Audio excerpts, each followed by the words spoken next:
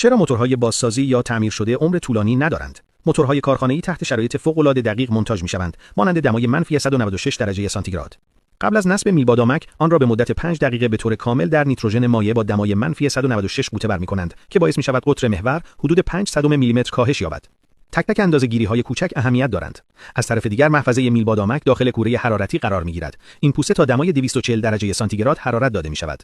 حرارت باعث می‌شود قطر داخلی حدود 0.05 میلیمتر منبسط شود. پس از گرم شدن، یک ربات با دقت میلبادامک و درپوش موتور را به ایستگاه مونتاژ حمل می‌کند. این روش جا زدن داغ نامیده می‌شود.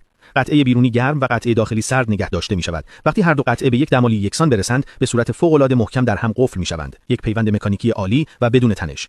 کارخانه‌های بزرگ این بازی سرما و گرما را اجرا می‌کنند. اما در تعمیرگاه‌های کوچک چطور؟ آنها نه تجهیزات پیشرفته‌ای در اختیار دارند و نه کوره‌های دقیق.